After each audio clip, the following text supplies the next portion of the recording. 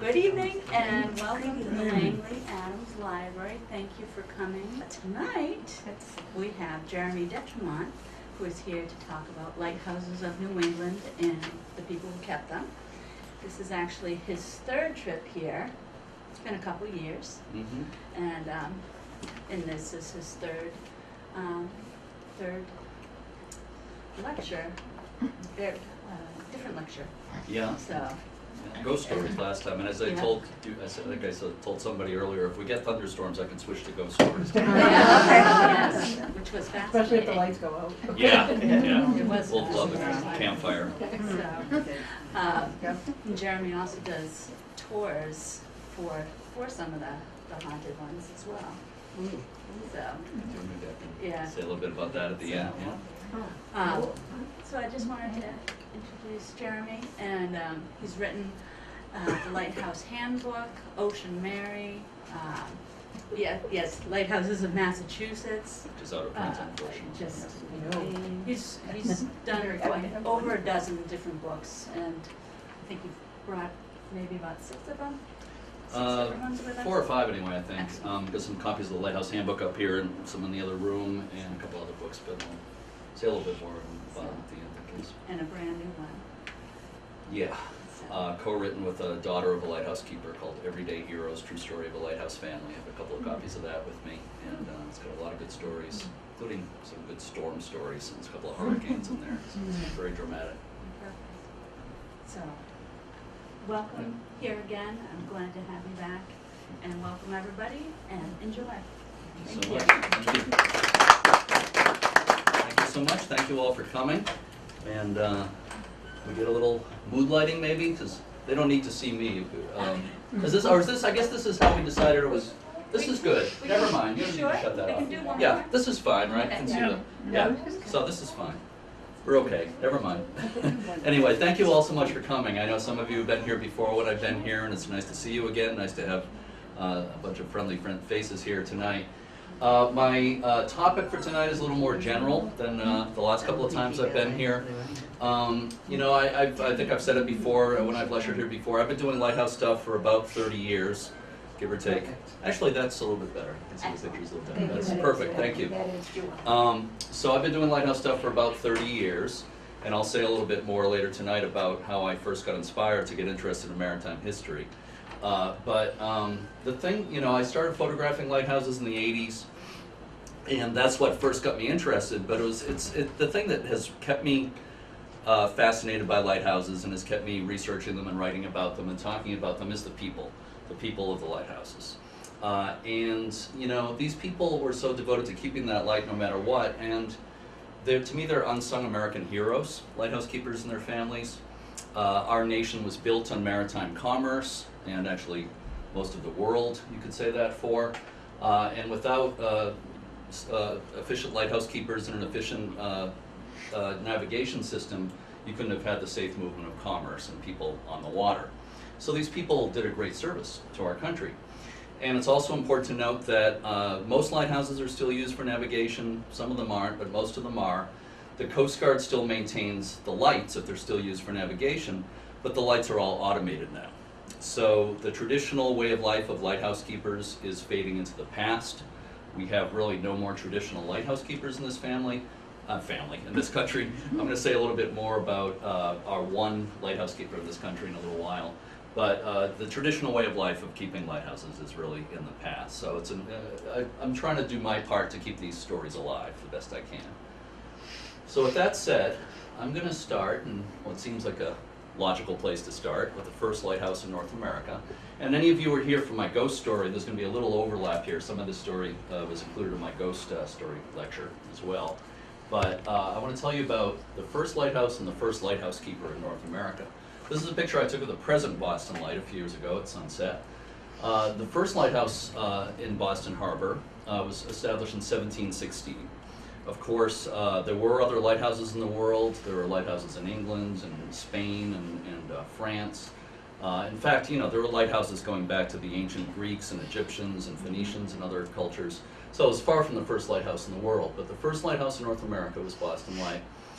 Boston, of course, was a leading port in colonial America. There was a lot of trade going on, a lot of fishing and so forth going in and out of the harbor by the early 1700s. So the merchants and mariners of Boston petitioned the colonial government for a lighthouse. And it was established in September 1716. I'll show you a drawing of what the first lighthouse looked like. It was about a 50-foot stone tower, and it was originally lit with candles, what they called spermaceti candles, from the sperm whale. Not too long after that, it was switched to whale oil. Whale oil lamps were the primary means of lighting lighthouses for a long time, until it was eventually replaced by kerosene in the later 1800s, and of course eventually by electricity. Anyway, so a 50-foot stone lighthouse with a keeper's house next to it. And the first lighthouse keeper on the North American continent hired to take care of this light was a man named George Worthylake. And he was a man who had grown up on one of the other harbor islands. He and his wife had 5 kids, but only 2 of them moved to the island with him. I guess the others were older. So he and his wife moved to Little Brewster Island, which is where the lighthouse is, in outer Boston Harbor, September 1716. He and his wife and 2 daughters, also a family servant and 2 slaves. There are actually 2 black slaves at this lighthouse. There were slaves at a couple of the early colonial lighthouses. We don't know much about them. Not much was written about them, unfortunately. But there was a man and a woman. And I really wish we could find more information about them, but we know very, very little about them. Oops, I shouldn't show you that picture yet. That's a little sneak preview. But anyway, George Worthylake had a terrible time as a keeper. First of all, the colonial government didn't want to pay him much. They thought they were doing him a big favor, giving him a house to live in and letting him farm the land and fish and so forth. So they paid him very little, and he complained about that, but they didn't give him a raise. He had to do extra things to make money to feed his family. He served as a harbor pilot for incoming vessels, and he tried having a flock of sheep, and that didn't work out very well at all. He had 59 sheep. One day they wandered out on a sand spit off Little Brewster Island at low tide. Whenever I say that, I feel like I don't need to finish the thought. The tide came in, and that was the end of his flock of sheep. So the poor guy had a tough time. In November of 1718, George Worthylake went into Boston with his wife and one of their 2 daughters, mainly to pick up his pay, but 3 of them they went with the family servant as well. They attended church in Boston on Sunday. On Monday morning, he picked up his pay, and they were returning to Boston Light. They were in a sloop, probably similar to the vessel you see here. They picked up a family friend at one of the other islands, and they anchored off Boston Light. The male slave on the island, Shadwell was his name, paddled a canoe out to meet the landing party. There was not a storm going on. Again, it was November, so the water, I'm sure, was very cold. Nobody's sure why this happened, but for whatever reason, probably just because the canoe was overloaded, it capsized, and all 6 people in the canoe drowned. So, our first lighthouse keeper really came to a tragic end, and this was huge front page news of its day. Cotton Mather, this is the picture I started to show you there. This is a triple gravestone of George, Ann, and Ruth Worthylake in the Copshill Burying Ground in Boston's North End. Cotton Mather, the famous preacher in Boston, preached a sermon about this. Benjamin Franklin, 12 years old, living in Boston at the time, wrote a poem called The Lighthouse Tragedy and hawked copies on the streets of Boston. So big news of its time. I did tell basically the same story in my ghost story talk, but I'm not going to continue in that direction now. But a lot of people do think that the spirit of George Worthylake is still kind of hanging around at Little Brewster Island there. But anyway, it's interesting to note that the second keeper at Boston Light, who went out to replace Worthylake, also drowned after 2 weeks on the job. So the first 2 keepers of Boston Light died a couple of weeks apart from each other. As far as I know, no keeper has drowned out there since then. Of course, at the time, people thought the island was cursed.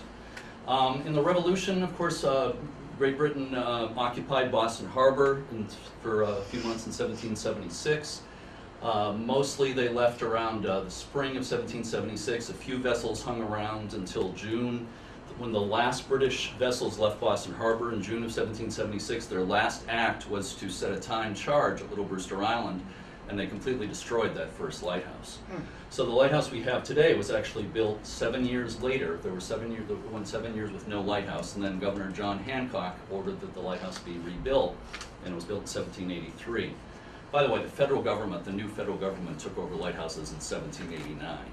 August 7th, 1789, and right now there's an effort to get August 7th named National Lighthouse Day as an annual thing. I don't know if you've seen any news about that, but there are some people trying to make that happen. So, anyway, so 1783 the lighthouse was rebuilt, and that's the lighthouse we have today with some changes. And I'm going to skip ahead in history about 150 years or so in the interest of time, because I could talk all night about Boston Light.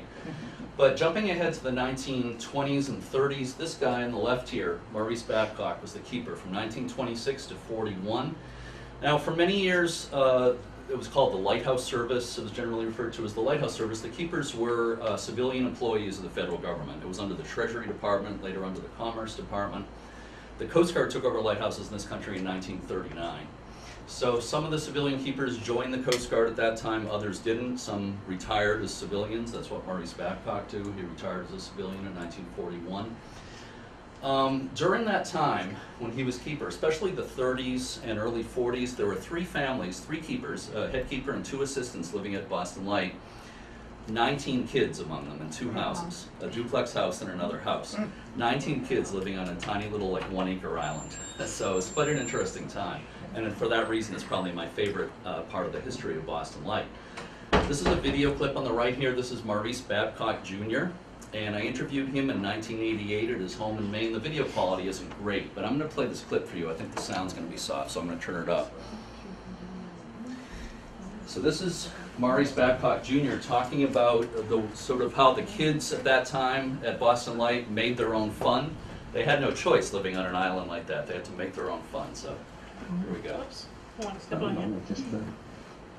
Just like Let me try that just a second. Still a little soft. Let me see if I can get it louder. I just actually added this clip to the presentation today for the first time, so you're the first people to see this in a really long time. Let me try it again. I don't know. It's just Yeah. we just liked it. In the Globe article, you said something that mentioned how you used to go to Great Brewster Island to play ball. Oh yeah, yeah. That was the bigger island across there. We had baseball games out there. In the water was out.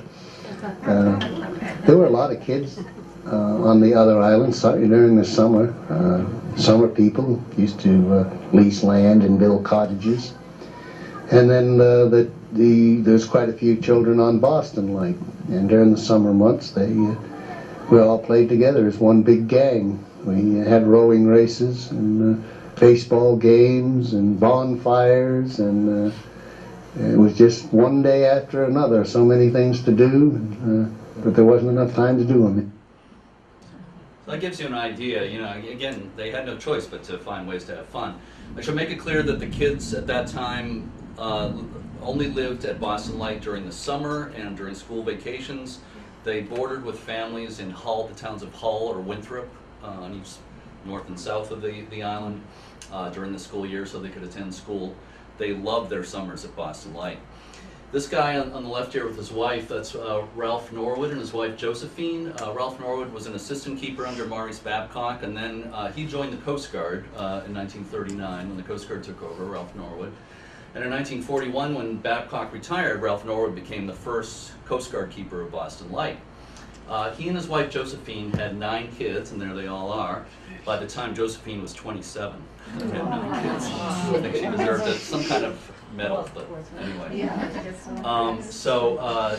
Again, I interviewed some of these Norwood kids when they were older, and they pretty much all loved their summers out there at Boston Light, doing all the things that Maurice Babcock was talking about. Maurice Babcock Jr. told me that the families got along pretty well, except one time he wandered onto the Norwoods part of the island without permission, and one of the Norwood girls socked him in the nose, he said. But mostly they got along fine. And I want to tell you about the first child born at Boston Light, Georgia Norwood, born to Ralph and Josephine Norwood in 1932. When she was due to be born in April of 1932, there was a big storm. And Josephine Norwood appeared to go into labor. So a doctor was called from the town of Hull, and the doctor braved this storm, high seas, and I guess it was raining really hard. The doctor braved the storm to come in a small boat from Hull to Little Brewster Island. When he got there, it turned out to be false labor.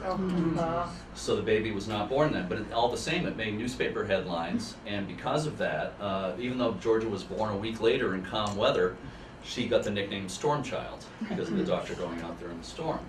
So a novelist, I don't know what else she wrote, but I guess she had written some other books before this.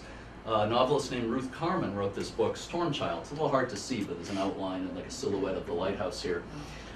She supposedly based this book on the true story of Georgia Norwood, but it's, when I say loosely based, I mean really loosely. In fact, the climax of the book has Boston Light being destroyed by a tidal wave. So that never happened. Other than her being born there, it's pretty much all made up.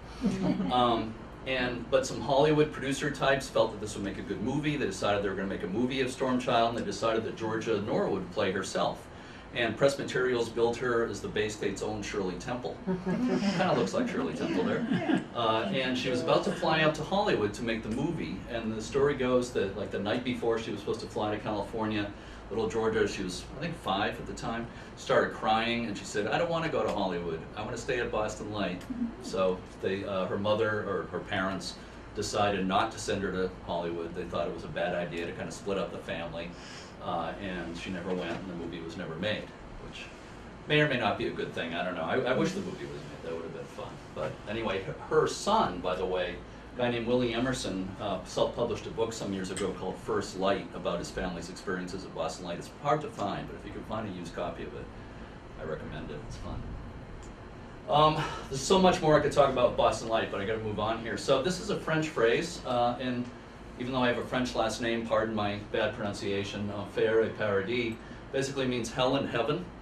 And it's a phrase that's used often in the French lighthouse service to refer to the 2 basic kinds of lighthouses. You have on one hand the paradise or heaven side of things, which would be a lighthouse on the mainland or on a large island with a lot of land around it. A station like, you know, so you could actually drive to your home, or in the case of the larger island, maybe not, but you know, easier access and some land that you could use to maybe have a big vegetable garden, maybe have animals, cows and chickens were common. And also at the ones that had nice comfortable keepers' houses in those kinds of locations, there were family stations, so the keeper got to live there with his family. On the other side of the equation, you had the enfer or hell side of things, and that would be a lighthouse out in the water somewhere, an offshore lighthouse, maybe stuck on a rock or completely surrounded by water, and you know, no land at all. Obviously, just boat access and often difficult access in rough seas. And they were not family stations for the most part. Early on, some of them were. I'm going to talk about that, but mostly they were so-called stag stations, males only. Families who lived there with them. So keepers at the offshore, the rougher stations were actually paid a bit more, but other than that was the only plus side of it. Other than that, it was a very difficult way of life, and you know, the 2 types of lighthouses were very different. I always tell people lighthouse keeping wasn't as romantic as you think, but especially at the offshore remote lighthouses. And probably the most famous offshore lighthouse in America, or certainly one of them, is Minus Ledge Light off the south side of Boston Harbor near Cohasset and Scituate. This film here was taken by the late historian Edward Rowe Snow, and this gentleman here, right here, was talking to me about Edward Rowe Snow before I started speaking tonight. And I don't know if this is the same film he showed you. You were saying he showed you a picture or a film of a big wave at Minus Light, but anyway, he took this circa 1940s, and that lighthouse is 114 feet tall. So the film gives you an idea of what, you know, what a battering it takes pretty often. It's not that unusual to see waves go over the top of it. And it's a granite tower. That wave right there, I think, goes over the top, 114 feet. So it's amazing that it stood since 1860, but this is the 2nd lighthouse in that location. This one is properly built out of granite blocks, but the first lighthouse at Minus Ledge was not so properly built. This lighthouse was built 1849. It went into service in early 1850, and you know, it's amazing. It's almost funny to look at this and to think that they thought this could stand through the kind of storms that place is subject to. But there were towers in other parts of the world that stood for long periods of time that were kind of similar to this. So it wasn't a totally insane idea. The thing was, our government was all about saving money in those days. Our lighthouse establishment didn't want to spend proper money on lighthouses until 1852 when they formed a new lighthouse board, and things improved a lot. But before that, it was under the Treasury Department, and there was a man named Stephen Pleasanton, a Treasury official, who was in charge of our lighthouses, and his job was to save money, basically. So we didn't want to spend the money that, say, England and France were spending on their lighthouses, so we lagged behind during that period. So what was supporting it? There is a ledge there. There is a ledge. What was it standing on? It's standing on a rock, which is actually underwater at high tide. Right. So Midas Ledge is part of a series of rocks out there offshore from Cohasset and Scituate called the Cohasset Rocks. Yeah. And there were many shipwrecks there over the years, and that's why people felt they needed a lighthouse in this vicinity to warn vessels from going too close to the rocks. So it's a very difficult place to build a lighthouse. The man who designed this, Captain William Swift, said that these iron pilings, you know, that were drilled into the rock, he claimed that the waves would wash right through those legs and not do any damage. And he said it will last for the ages. The keepers lived in 2 floors in this wooden part up here. They actually lived inside there. Wooden? Yeah. Wooden. Wooden. The upper part is wooden. The pilings are iron. So, I wish I had a happier story to tell you about this, but I don't. Otherwise, I might not be talking about it. But anyway, the first keeper who went to live here in early 1850 was Isaac Dunham. Here's another drawing of the lighthouse in rough seas. This is Isaac Dunham, the first keeper. He was also first keeper at Pembroke Point Light in Maine. Some of you probably know that one. He was also first keeper at what were called the Three Sisters Lighthouses in Eastham on Cape Cod. So he was first keeper at 3 famous light stations. But anyway, his son was one of his assistants. He had 2 assistants, and there would always be 2 of them out there at a time. And almost right from the start, he complained to the government that the place shook in storms. He said sometimes in storms it swayed 2 feet in each direction. And he said this place isn't going to last. He insisted they had to build something better, or at least do everything they could to shore up that tower. They did repairs, but they didn't do anything really major. Basically, every time there was a storm, the joints and the legs would loosen and they'd tighten them up again and that kind of thing. But basically, nothing was done. I don't know, I always hesitate about this one story, but I'll tell it anyway. Isaac Dunham had brought a pet cat out to the lighthouse, and he said the cat became so agitated as the tower was swaying, running around in the keeper's quarters up there, that it actually jumped out an open door into the waves below. So, like I said, I hesitate. It's not a very happy story, but it gives you an idea how crazy it was there. After a year, he and his son both quit because they feared for their lives.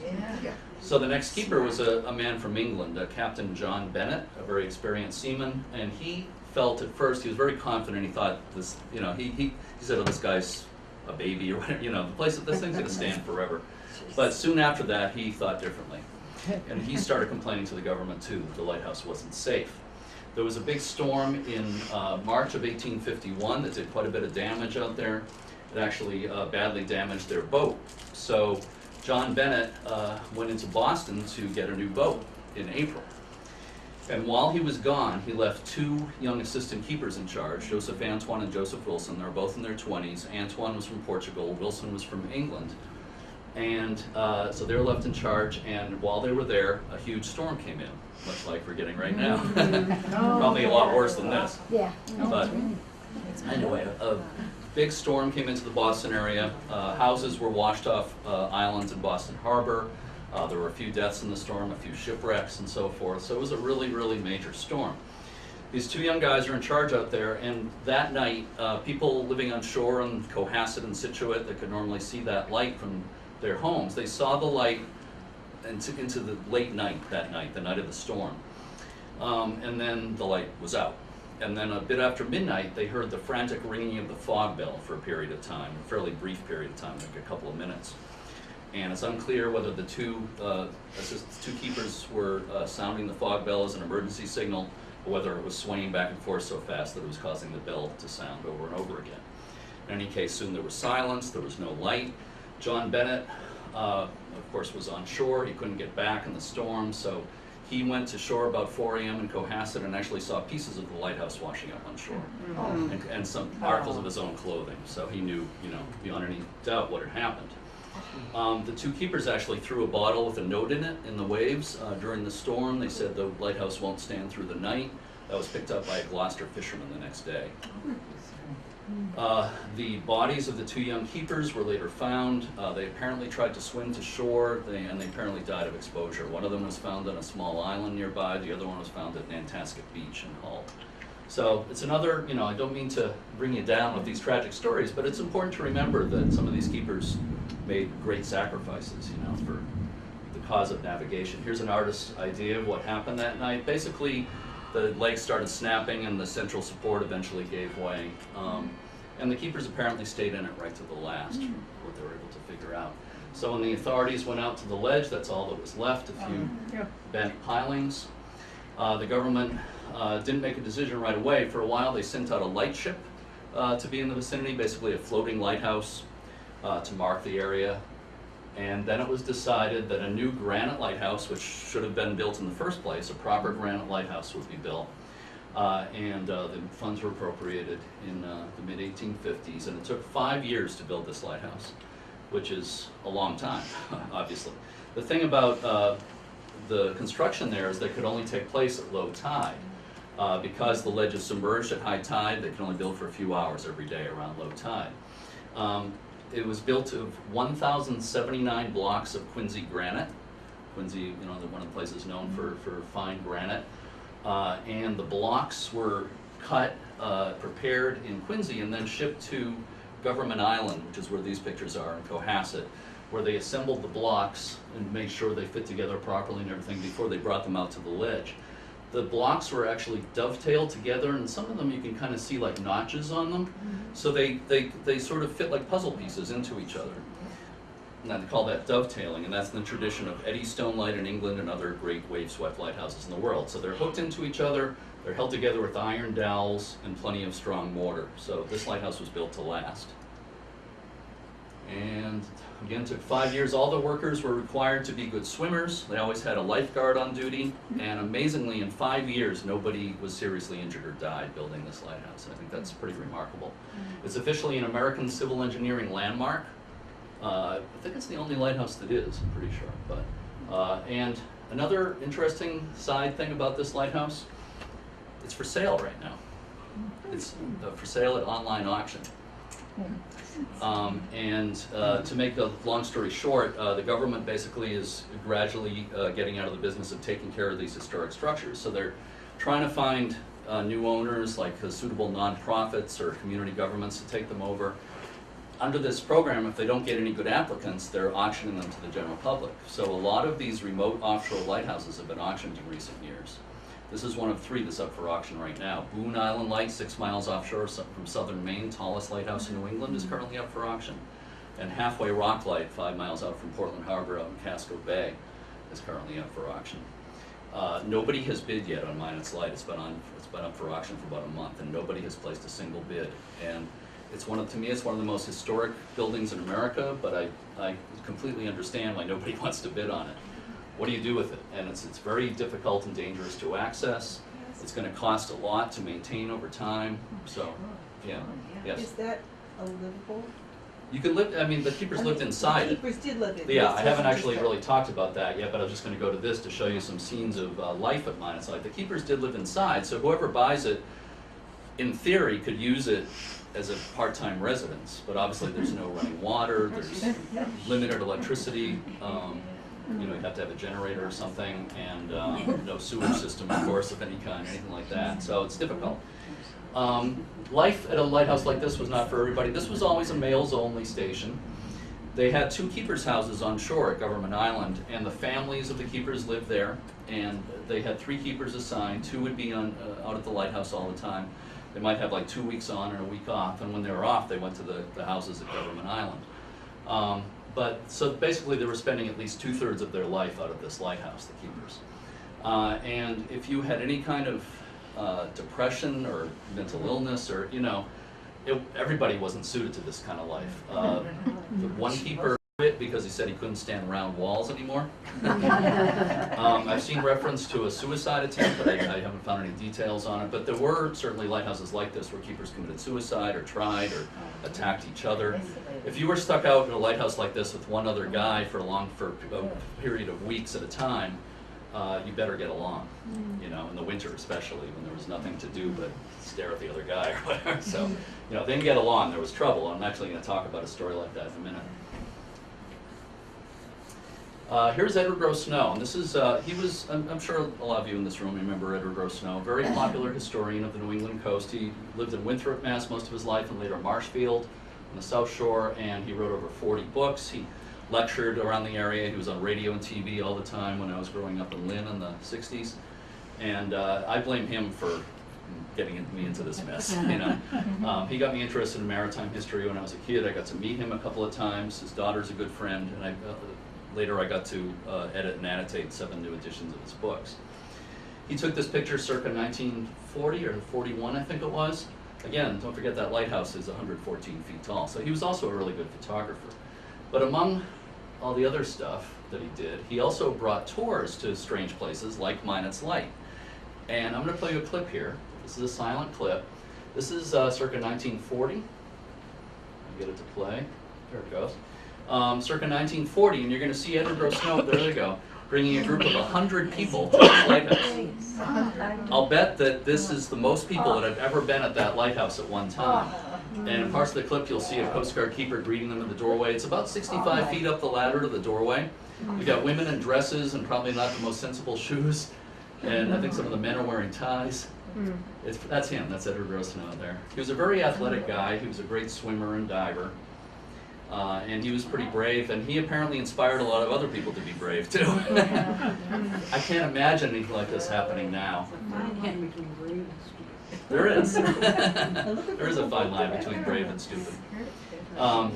So I'm sure these people had a great time, but to me it's scary. So anyway, if you buy this lighthouse at auction, you can have all your friends over. You can reenact this. I don't think there's ever been a scene like that there before or since. I mean, before or after. Yeah, he's barefoot. So, coming out and starting down the ladder would be a scary part of it, yeah. I mean, those are not big rungs on that ladder, though. They're not wide or anything. We haven't fun. Look at him.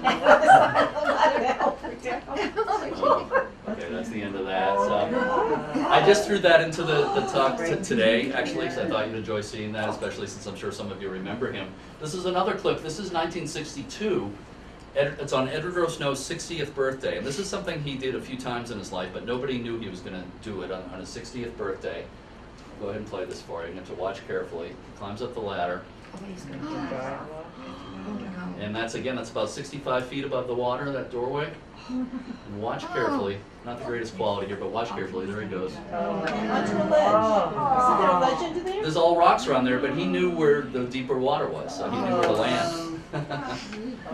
His daughter, Dolly, was just inside the doorway when he did that. She didn't know he was going to do it. She said all of a sudden he did like a Tarzan yell and he jumps out. And she said, that's when I knew my father was crazy. But she means that in a good way.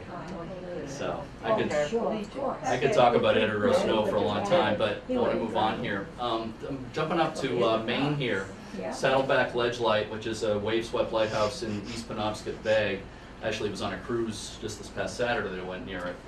And it's much shorter than Minot's Light, but it's a very sturdy granite tower. And it was actually designed by a very prominent architect, Alexander Paris, who built the Quincy Market buildings in Boston. So it's very well built, but it's not very tall. And the amazing thing about this lighthouse is that when it was first built, the government thought it would be a good idea to have a keeper and his family living inside that lighthouse. So there was later they added this attached building with a couple more rooms to give a little more room for the people living there, but at first it was just inside the lighthouse, 2 rooms and a cellar. This man, Watson Y. Hopkins, was the first keeper. That's a painting of him that was sent to me by a descendant of his. And he, in 1840, well, before I tell you that, I'll tell you that he and his wife had 6 kids when they moved into the lighthouse. His wife had a baby a few months later in the lighthouse. So you had a family of 9, including an infant, living inside a granite lighthouse a few miles offshore from the nearest point of land, and 2 rooms and a cellar. And at first an outdoor privy, which, as he tells in this letter, was actually washed away in a storm. And it's just, it's mind-boggling. It's absolutely mind-boggling. And they lived there for 10 years. The person who sent me this painting said it was family legend that just after the baby was born at the lighthouse, that a boat came up to pick up the mother and the baby, and they were handing the baby to somebody on the boat, and the baby was dropped into the ocean. But someone was able to pluck the baby out quickly and out of the very cold water, and the baby survived. It was okay. And she grew up. She lived to be 86 and was a very prominent resident of Vinyl Haven. So, but this is part of a letter that he wrote in 1843 to the government for a report on lighthouses, and he said, I was appointed keeper of this light upon a salary of $450 a year. That's a year. I live with my family in the tower, which is the only building on the ledge. I'm obliged to bring my water from shore a distance of 7 miles. He had to row a dory, a small boat, 7 miles each way to get water for his family. We're badly off for room to stow wood and provisions. I've been allowed a boat. She's entirely unfit for this place, being nothing more than a small dory. My family consists of 9 persons. The iron railing, which was secured to the rock around the tower, has been swept away. Also the privy, carried away the first storm after its erection. The windows all leak in storms, and it goes on for a while. That's just the top of the iceberg. There was a lot more. And it's absolutely incredible. I just, when I saw this lighthouse on Saturday and I was narrating a cruise about it, you know, people were gasping on the boat when I told these stories. So. But eventually they did mercifully make it a males only stag station. They took the family off of there, and they added this building, this combination boathouse and a couple of rooms upstairs. So it was never luxury living, but it made it a little bit better. The wooden building, I think, it was still there like in the 1960s. It hasn't been that long. I think it was maybe the 60s when it was torn down. So this is another pretty much wave-swept lighthouse at the entrance to Narragansett Bay in Rhode Island, the entrance to the west passage of the bay. It's not too far from Jamestown and Narragansett. If you go to Beavertail Light, some of you have probably been there, and you look out the distance, you can see the wreckage of the base of this lighthouse. The lighthouse is gone now. It was destroyed in the hurricane of 1938. And this is not the main story I want to tell you, but I do want to mention it was wiped out in the hurricane. There are still pieces of the lighthouse underwater. The keeper who was there in the hurricane, 40-year-old man named Walter Everly, was never found. He was one of 7 people who died at lighthouses in New England during that hurricane. I'm going to talk more about the hurricane in a few minutes. But the story I want to tell you right now is in 1897, the head keeper was Judson Allen, and he had 2 assistants, and there would always be 2 men out there at a time. It was a stag station. The families didn't live there. So Judson Allen was out there with the assistant, Henry Nygren. And I should also mention that this is a lighthouse that some people sometimes call a spark plug type light, because it kind of looks like a spark plug. The caisson is bolted to the rock and filled with concrete to anchor it, and then this cast iron superstructure is built on top. Often these caissons are sunk down underwater into the bottom. A lot of them are just placed on the bottom. But anyway, so Judson Allen and Henry Nygren were there, 1897. They had a long-running feud. I'm not sure how it started, but they apparently hated each other. Judson Allen was lighting the light at sunset one night, and suddenly Nygren appeared in the lantern and came charging at him with a knife. And Allen was able to, even though Nygren was a much bigger man, he was able to knock the knife out of Nygren's hand. They were wrestling for a while. The knife went bouncing down the stairs. Nygren went after it. While Nygren was going after the knife, Allen went outside, up here on the lantern level, and there was rope there, I guess, and he was able to lower himself by rope down the side of the lighthouse to one of the station's 2 boats, got the boat in the water, and started rowing for all he was worth, for shore. Nygren, meanwhile, grabbed a shotgun and fired shots at Allen, and was screaming, "I'm going to kill you," and screaming all kinds of stuff, I'm sure. Allen just kept rowing for shore, and Nygren got the other boat, started rowing after him, still screaming at him. Allen made it to shore, found a horse, and rode to the nearest house, and told the people what was happening. Meanwhile, Nygren turned around, went back to the lighthouse. So authorities were alerted, and they got 2 men from a local life-saving station to go out to the lighthouse to apprehend Nygren. And they said that when they got there, Nygren was at the top of the lighthouse, dancing wildly and throwing utensils and plates off the top of the lighthouse, they said. So very wisely, I think they decided to wait till morning, let him sleep it off for a while. And in the morning, he was apprehended and taken into the authorities. I don't know if he ever went to prison, but obviously his lighthouse keeping career was over. So it's an extreme example, but there was another very similar story that happened at a lighthouse in Connecticut, Stratford Shoal Light. I've run into these types of stories a few times. Again, it wasn't for everybody, like at these offshore lighthouses. And if this guy, Allen said Nygren drank a lot. He was, apparently had an alcohol problem. Any sorts of problems like that were going to be exacerbated by life at a place like this. I want to tell you a little bit about a couple of women keepers. This is a subject that could easily be its own lecture, but this is Matinicus Rock. There are 2 lighthouses there. This is another lighthouse I just saw on Saturday on the cruise I was on. It's over 20 miles from the mainland, about 5 miles from the larger island of Matinicus. But in other words, it's in the middle of nowhere, off mid-coast Maine, way out on the entrance to Penobscot Bay. And there used to be 2 lighthouses. One is still active. The other one had its lantern taken off. The reason I'm showing you this is that there was a woman there who is one of the most famous women in American lighthouse history. Some of you may know the children's book, Keep the Lights Burning, Abby. Yeah, this is the only known photograph of Abby Burgess right here, Abby Burgess Grant. She was the daughter of Keeper Samuel Burgess at Matinicus Rock, and they moved there in about 1855, and Abby was 16 years old. And she had older siblings, but they were away, and she had a couple of younger siblings. Her mother was an invalid, was very sick at the time, but her father, to make extra money, was often away fishing. And from the time she was 16 years old, Abby learned to care for the lights. The 2 lights there, she learned to the proper ways of taking care of the oil lamps and doing everything else that a lighthouse keeper had to do. One day in January 1856, Abby was still 16 years old. Her father had to go away. He was planning to be away for maybe 2 or 3 days to get supplies, and he told Abby that she was going to be in charge of the lighthouses and her mother and her younger siblings. And the last thing he said was, "I can depend on you, Abby." And then he went away. After he went away, a big storm came in, and there were very, very high seas. To make a long story, I want to tell you about that particular storm, but to jump ahead a little bit, it turned out there was a series of storms over about a month, 4 weeks. Those seas were so rough during that period that her father was not able to return for 4 weeks. And during that time, the lights never went out. The 2 lights, she kept them burning all night and took care of her invalid mother and her younger siblings. And it's just amazing.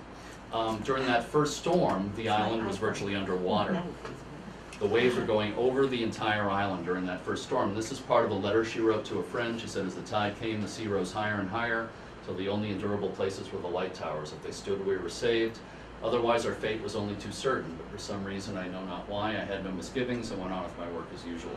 So she, the height of the storm, when the island was virtually underwater, the house was flooded. So she had to move her mother and her younger siblings into one of the lighthouse towers in higher ground.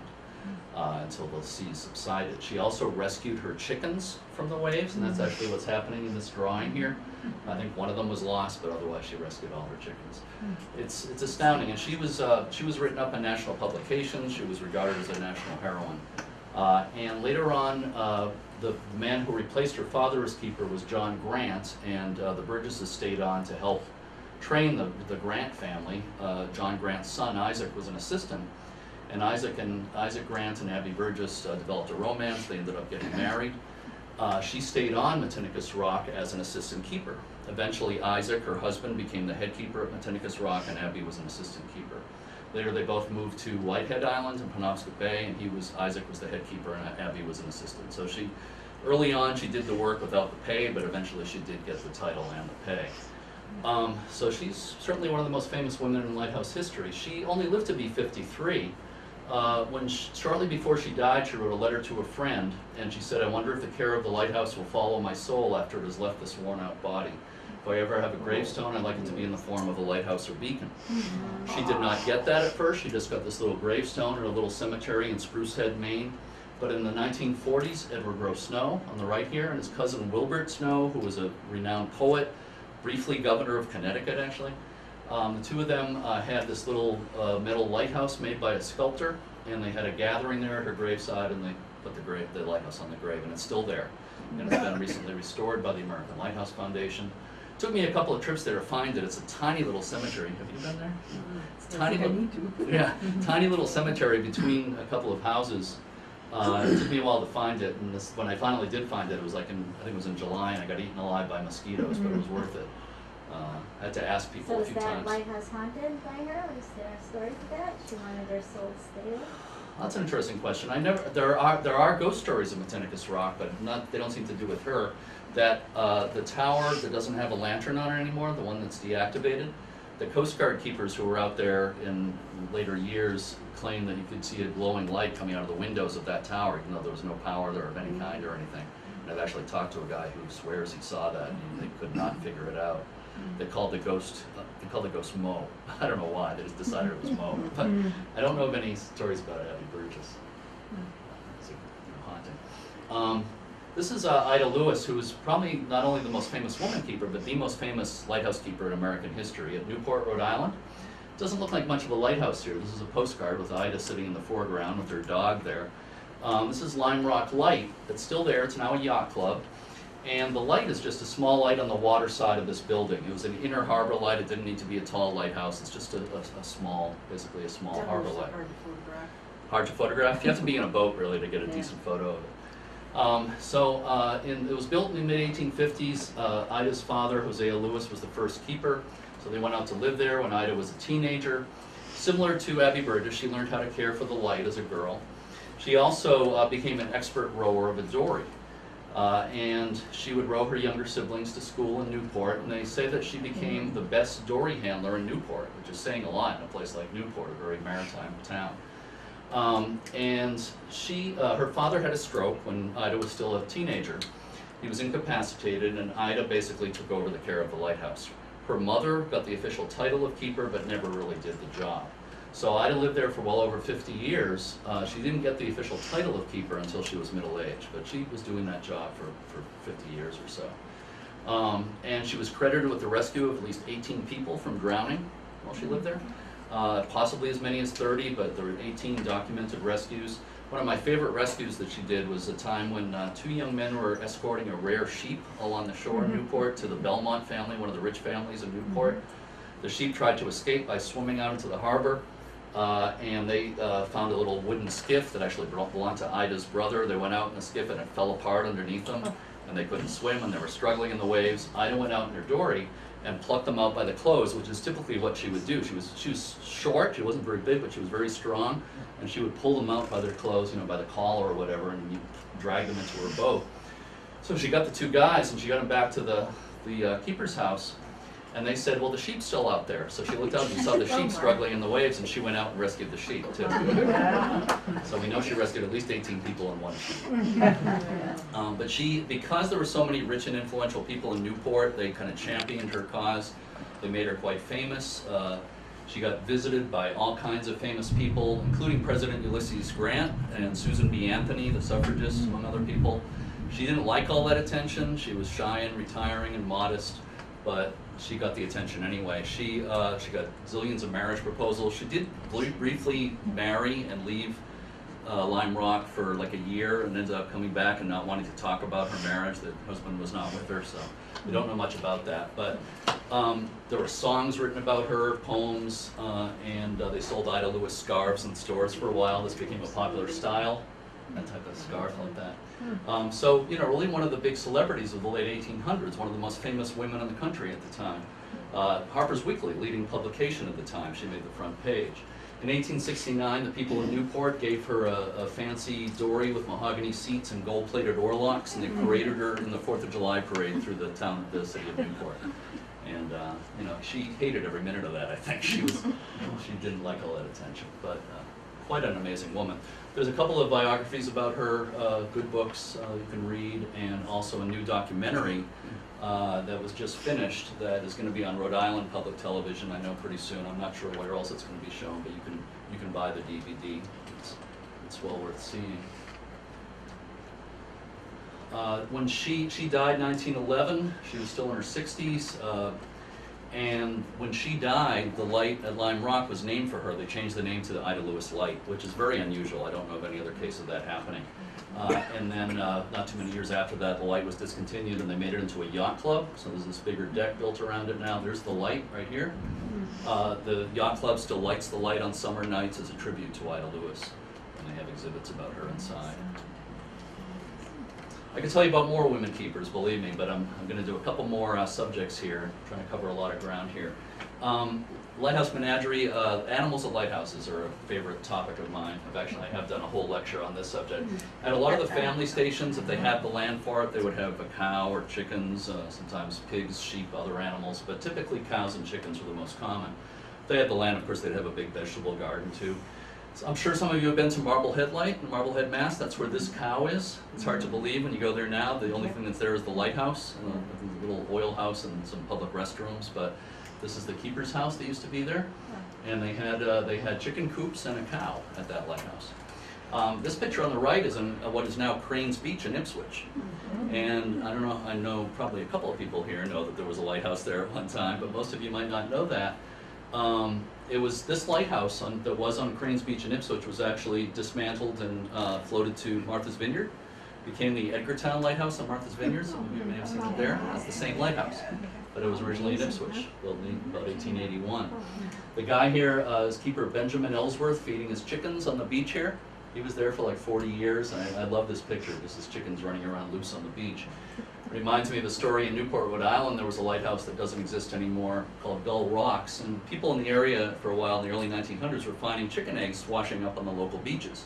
They couldn't figure it out. It turned out the keeper was letting his chickens roost on the rocks, and at high tide the eggs would get swept away.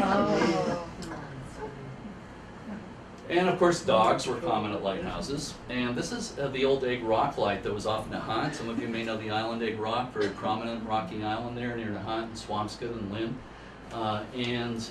This was a dog that belonged to the first keeper named George. The keeper was named George Taylor, and his dog, which I think is the dog in this photo, was Milo, half St. Bernard, half Newfoundland. And Milo became famous as a great swimmer, and he supposedly rescued several children from drowning around the lighthouse. And his fame spread far and wide, and an artist in England who was very popular for his animal portraits named Edwin Henry Landseer, he's still popular, some of you may know him, decided he was going to paint Milo's portrait.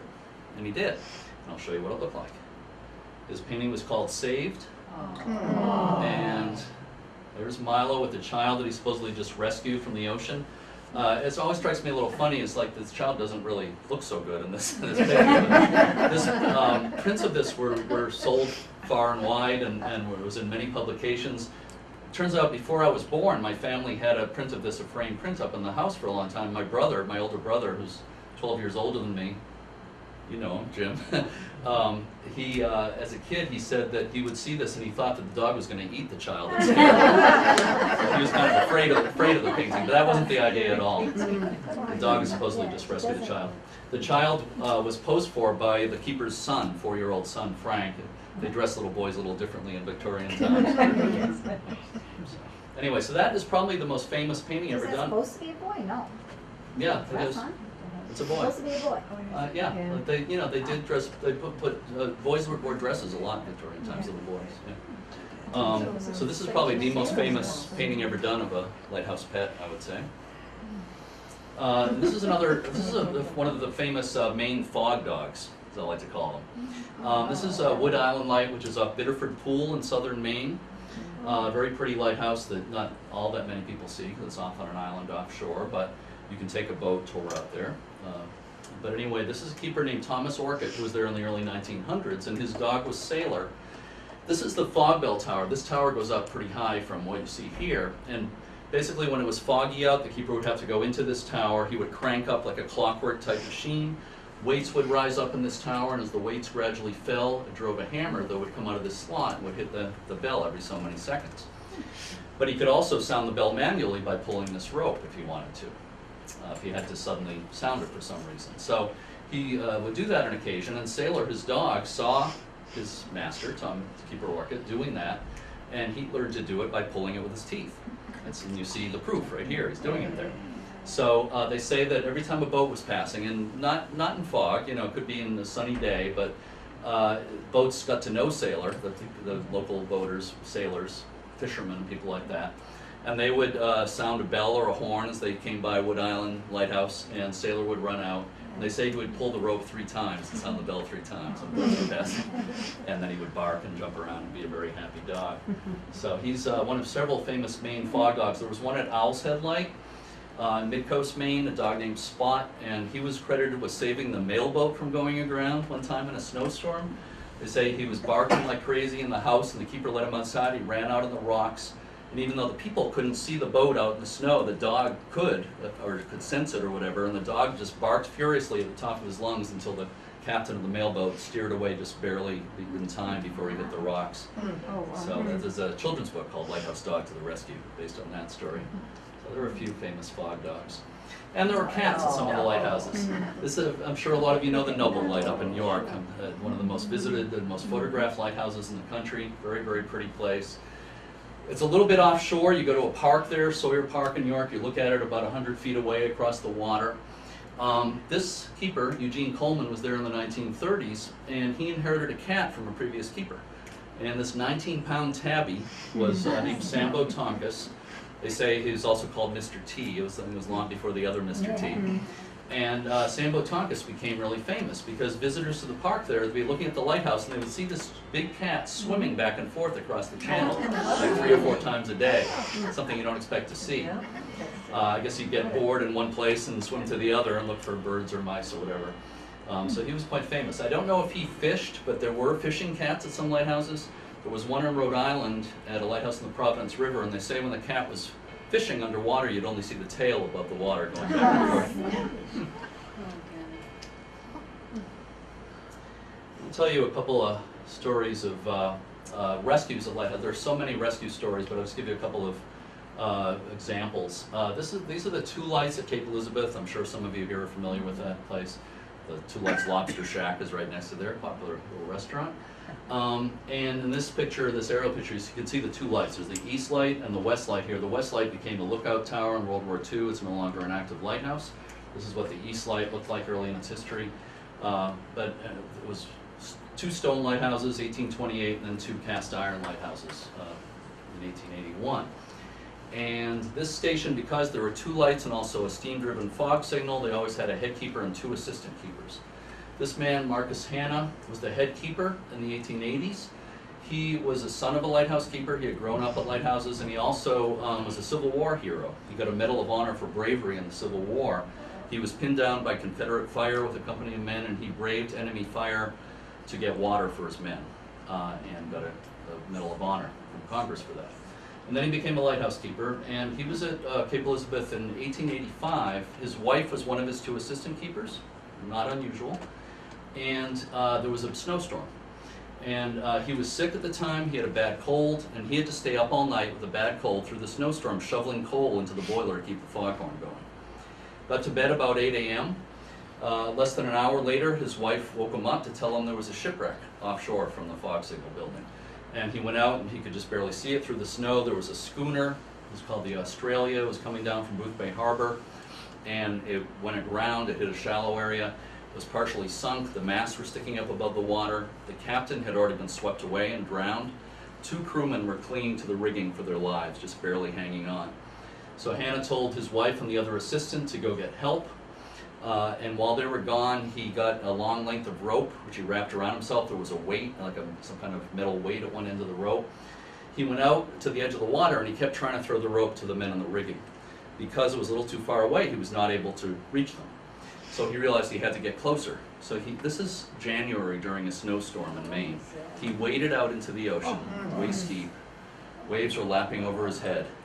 And after a few more tries, he got the rope to one of the 2 men in the rigging. Somehow the man was able to catch it and get the rope around himself, and Hannah pulled the man to shore.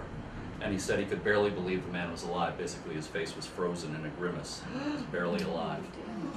But he was alive, and he survived. He recovered. And then help arrived, a few neighbors, and with help, they were able to get the rope to the 2nd man, and they pulled him to shore. So they both survived. It was considered miraculous that they rescued those 2 men. And he and his assistant keeper got gold life-saving medals from Congress. And to date, he is the only man in American history to have both a Medal of Honor in wartime and a gold life-saving medal from Congress. And as another honor, there's a Coast Guard 175-foot buoy tender stationed in South Portland. It's named the Marcus Hanna after him. There's a replica of his life-saving medal on board. One of the so-called keeper's class of buoy tenders. There's another one in the Ida Lewis station down in Rhode Island. I want to tell you about a famous wreck at Portland Headlight, another popular lighthouse that I'm sure a lot of you have visited. I think one of the prettiest places anywhere. I took this picture last week, by the way. Such a beautiful place. I never get tired of it. But anyway, this guy, that guy doesn't look like a lighthouse keeper. I don't know if he does. That is Joshua Strout. He was actually the son of a housekeeper of a previous keeper.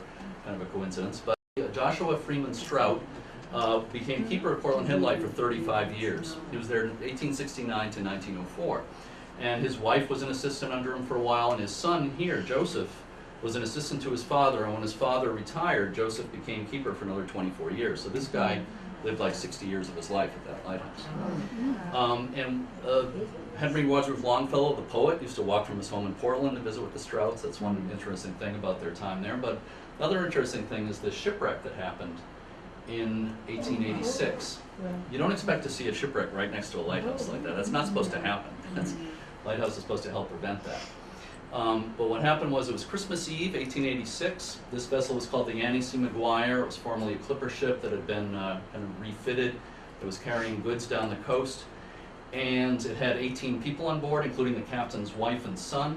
It was late at night. There was like a sleet storm going on. Joshua Strout was on watch in the lighthouse, and he saw the ship come up onto the rocks. His son Joseph was just going to bed, and Joshua yelled down to his son, "There's a ship in the yard." So they went outside, and Mary Strout, Joshua's wife, soaked blankets in kerosene and set them on fire to illuminate the scene so they could see. Everybody on the ship was able to climb off the ship onto the rocks here, and the Strouts got a ladder across here to these rocks, and everybody was able to climb across the ladder to safety. All 18 people survived, nobody was hurt. Luckily, they were really lucky. If they were going to be wrecked, they might as well be next to a lighthouse where they were able to help them. They were also lucky enough to take part in the Strout family's Christmas dinner of chicken pies, and the Strouts couldn't get rid of them for the next few days because their food was so good. Joseph Strout said later that the crew salvaged a case of rum off the ship. They drank it all and beat up the ship's cook because their food had been so bad on their voyage. They finally got rid of them after they pretty much ran out of food, I guess. And Joseph Strout's son, who was later an assistant keeper when he was something like 21 years old, painted the rock where the shipwreck happened, commemorating it, put a cross on it, which seems odd to me because there was no loss of life in the wreck. But anyway, it's become a tradition to repaint that once in a while. So this is what it looks like now, and if you go to see Portland Headlight today, you'll still see that painted on the rock there. Annie C. McGuire shipwrecked here, Christmas Eve, 1886. And I know it's getting a little late, I haven't got too much more to go, but I want to tell you one story here that kind of falls under the heading of both tragedy and triumph. This is Palmer's Island Light in New Bedford, Mass. And it's a small stone lighthouse, what they call rubble stone, just built of the stone that's found on the site there. It's built in 1849 during the heyday of New Bedford as the leading whaling port in the country. New Bedford was one of the richest cities in the world at that time. Hard to believe now, but it was. But anyway, so this lighthouse is kind of representative of that era in New Bedford. This man, Arthur Small, became keeper at Palmer's Island in 1922. He was one of 3 lighthouse keeper brothers, and he was also a great artist. He was a very well-respected keeper, but you can see how beautiful his paintings were. This is a watercolor, and he did, I think, mostly oils. Not only is his work pretty, but it was always completely accurate. The rigging and the sails in his paintings was always perfect, and he was really a highly regarded maritime artist. So he and his wife Mabel went to live at this lighthouse in 1922, along with some cats, as you can see. And they had been there 16 years when the hurricane of 1938 came along. You can see in this picture how low-lying the whole island is at the entrance to New Bedford Harbor there on the Acushnet River. I mean, just look how low it is. It basically looks like a disaster waiting to happen. Of course, when the hurricane of 38 happened, September 21st, nobody knew it was coming. Some of you probably know that there was no warning. The Weather Service thought that the storm was going out to sea, so they didn't warn anybody. So people saw it getting dark. They thought a storm was coming, but they didn't know it was a hurricane. So Arthur Small saw the skies getting really dark in the afternoon. He thought he better light the light early because it was so dark. He went out in the afternoon and was walking out on the walkway to the lighthouse, and the waves by that time were coming way up on the island. A wave knocked him down. He hit his head and was actually briefly unconscious. One version I read said that he actually was underwater and had to swim back to shore. So, but different versions seem to vary a little bit. But anyway, his wife Mabel was watching this from back here somewhere, and she thought she had to go to the aid of her husband. So she went to the boathouse, it's over here, and tried to launch the station's boat to go help her husband. As she was doing that, and Arthur Small was awake by this time and saw what happened. As she was trying to launch the boat, a gigantic wave came over the island, and that was the last time he ever saw his wife. She basically disappeared in the wave. Arthur Small, in spite of what happened, in spite of seeing what happened to his wife, and in spite of being injured himself, hitting his head, he basically crawled to the lighthouse and went up to the top. He was found the next morning by people from shore who were checking up to see what happened there. They found him at the top in the lantern with the light on. It had been on all night, and he was unconscious. But he had kept the light going. That was his job. That's what you did if you were a lighthouse keeper. You kept that light going no matter what. He was taken to medical facilities. His wife's body was later found. She had had their life savings on her of $700. That was gone. The house was wiped out. Everything was wiped off the island except the lighthouse tower by the storm. Many of his paintings were in the house. So, obviously a terrible loss in many ways for him. An interesting note on this is that he had a friend, a lighthouse keeper named George Gustavus, who was a keeper at Prudence Island Lighthouse in Rhode Island during the hurricane of '38. George Gustavus and his wife and one of their sons and 3 other people were in the keeper's house at Prudence Island during the storm. The house was basically washed out to sea. Gustavus, the keeper, was pushed back by another wave and was rescued by somebody. He was the only one who survived who had been in the house. So his wife died. Arthur Small and George Gustavus were friends. Both of their wives were named Mabel. They both died in the hurricane. And the 2 guys, Arthur Small and George Gustavus, recovered in adjacent beds in the Chelsea Naval Hospital. So just kind of an interesting side note there. Arthur Small finished his career at Beverly, Mass. Hospital Point Light, and then retired. And he is the only lighthouse keeper, as far as I know, to be buried at Arlington National Cemetery. When this happened after the hurricane of '38, the Commissioner of Lighthouses called it the most incredible show of loyalty and devotion in the history of the Lighthouse Service. And it's hard to argue with that. So it's a sad story, but I think it's also an inspirational story. And I'm almost done, but I got one more little topic here for you. Here are some pictures of lighthouse lenses over the years, and you see how they've changed. For many years, these Fresnel lenses, so-called because they're named by the inventor, Augustin Jean Fresnel, French scientist in 1822. They're beautiful. People call them the jewels of the lighthouse, made of multiple prisms that basically concentrate and focus the light into a powerful beam. Most of those are gone from lighthouses. Some of them were destroyed, some of them are in museums. This one's in a museum in Kittery, Maine. Only maybe 10% of lighthouses still have them. Almost none of the offshore lighthouses have them because they're too expensive to maintain. Some lighthouses got these rotating aero beacons a little later on. Portland Head still has aero beacons like that. Beavertail Light in Rhode Island. Similar to lights they use at airports, and still got the Fresnel principle. They still have prisms, basically, that help concentrate the light. But those have mostly been phased out by other lights. This is called the VRB-25. It's a little rotating plastic light made by the Vega company in New Zealand. And for a while, those became the most popular for flashing lights offshore, rotating plastic light that produced a flash. But many of these have been phased out by these LED lights. This is an array of LEDs. They can stack them into various levels depending on how bright they want the light to be. The LED lights are all solar powered. Almost all our offshore lighthouses are now solar powered. It's a lot easier and cheaper in the long run than underwater cables, and also better for the environment, of course. So these days, a lot of the offshore lights, when you look out and you see them flashing, not all lights have flash, not all lighthouses are flashing, but a lot of them are. And you see that some of these flashes, they have this sort of bluish tint that LED lights have. You know how the new car headlights are sort of bluish? Same with the lighthouses. A lot of them with the old Fresnel lenses or the rotating aero beacons, they would have a beautiful, warm, yellowish sweep on the water. Now it's like blink, blink, little bluish light. So that's progress for you, I guess. The Coast Guard basically has been they're always updating to what they consider the best light for the least amount of taxpayer money. So you can't blame them for that. But I think it's kind of sad, but I hope they leave some of the Fresnel lenses in some of the lighthouses. There's not many anymore. Portsmouth Harbor Light. Still has it. Nobska, yeah, Still your has favorite, its yeah. Cape Cod still has a 4th order Fresnel lens. So there's still some in place, but again, it's kind of an endangered species. One more note about Boston Light. In the late 80s, all the lights were automated. Boston Light was due to be the last lighthouse in the country to be automated. They were going to do it in 1989. Dennis Dever here on the left was the Coast Guard officer in charge there. Looked like he was going to be America's last lighthouse keeper. He loved that role. He really enjoyed being a lighthouse keeper.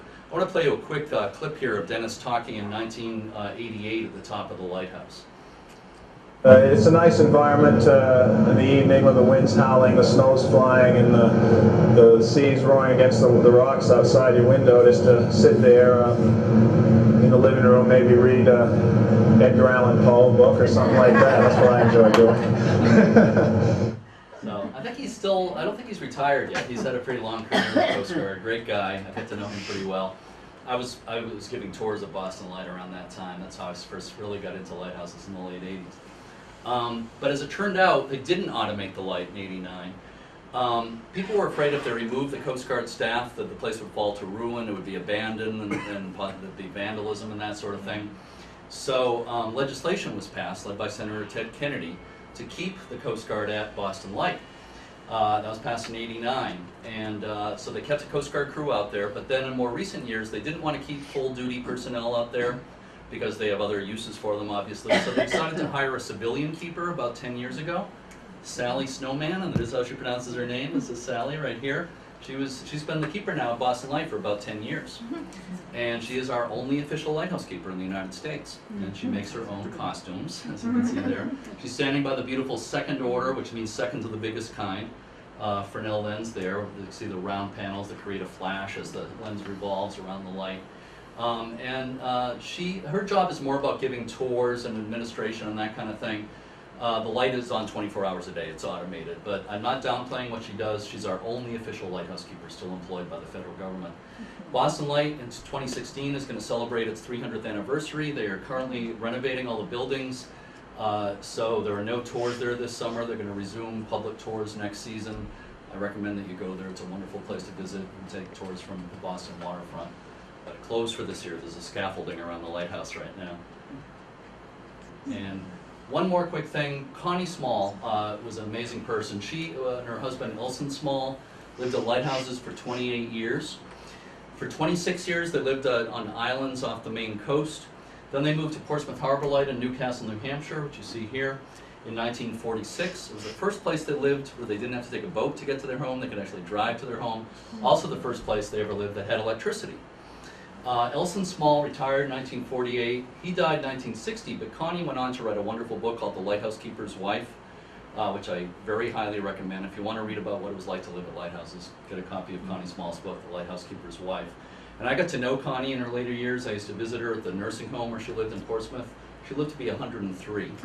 She died in early 2005 at 103. So I interviewed her on video when she was 96, and I'm going to play you a brief clip here of her at the age of 96 talking about having electricity for the first time at Portsmouth Harbor Light. We always look forward to electricity, of course, and the first electricity was when we came to Portsmouth Harbor. And of course he said, well, we'll go up and light the light. So we went up, and finally he said, press the button, and I pressed the button, and I had no more feeling, and I've got it right now. And I thought, what has happened? What is the reason? So I went down to the kitchen, sat down, and began to think about it. What in the world, why wasn't I? When we look forward to it as a big thing, then I realized we had to give 20 minutes of ourselves to light that light. And we had put part of us into it.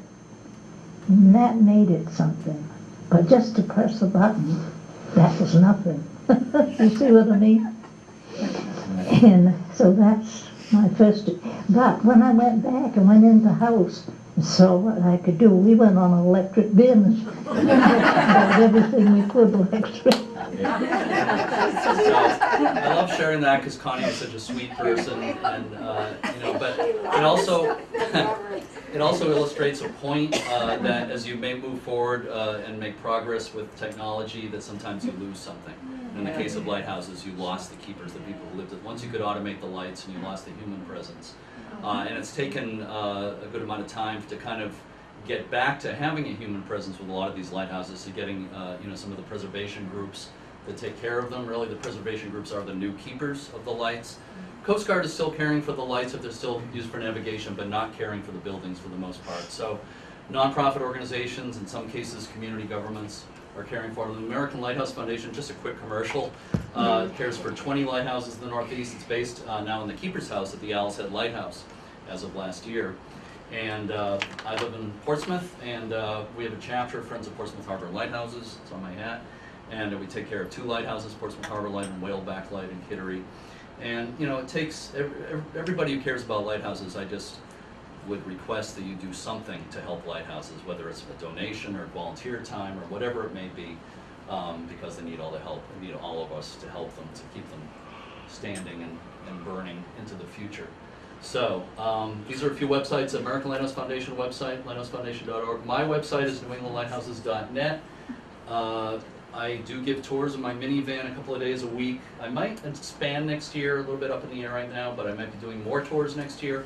Right now it's a couple of days a week. The schedule is on my site, newenglandlighthousetours.com. Friends of Flying Santa, I haven't mentioned that at all, but that's a tradition that goes back to 1929 of flying over the lighthouses in small planes and dropping presents for the keepers. Edward Rowe Snow did it for over 40 years. It's now done by a nonprofit, Friends of Flying Santa, by helicopter to Coast Guard stations as a way of saying thank you to Coast Guard families. So that's something else I recommend that you check out. I'm very involved with that too. So, thank you so much. I know I've gone kind of long here. Anybody have any questions about anything at all? I have a question. Sure. I'm Dave Roberts. I'm a hand radio operator. Yes. And I had the honor of being at Thatcher Island for 3 years. Oh. And last year I spent the night in the North Tower. We put amateur radio stations in the tower. People come through to see the lighthouse. We explain what we're doing. Yeah. And it tends to draw the people in. Sure. And cool. And sleeping in the lighthouse is a very interesting experience. It is. Yeah, Thatcher Island is a great place. I love Thatcher Island. Yeah. I'm sorry I wasn't able to talk about it. I can't fit everything in. There's a lot of history there too, but yeah. there's a lot of history on all of them. I just thought I had to mention that because it was quite fun. I'm going to be able to do that again this year. Oh, good. That's great. So we contact all. There's amateur radio stations and lighthouses all around the United States and in Europe, and we all communicate with one another. Yeah, I know about that. I don't totally understand it, but I know about it. It's more in when you communicate, then you exchange cards and people collect them. And he who has the most lighthouses wins. Yeah. I've seen it in operation. Yeah, well, thank you. You're welcome. Yeah. You mentioned Thatcher Island. It's another place you can visit. It's a great place to visit. The Twin Lights of Thatcher Island off Rockport, Mass. Anybody else? Any comments or questions or anything? No? Okay, well, thank you again, and I do have some copies of a couple of my books if anybody's interested. The Lighthouse Handbook is $20, the other ones are $15, just so you know. Thank you very much. Thank you. You're welcome. Very good.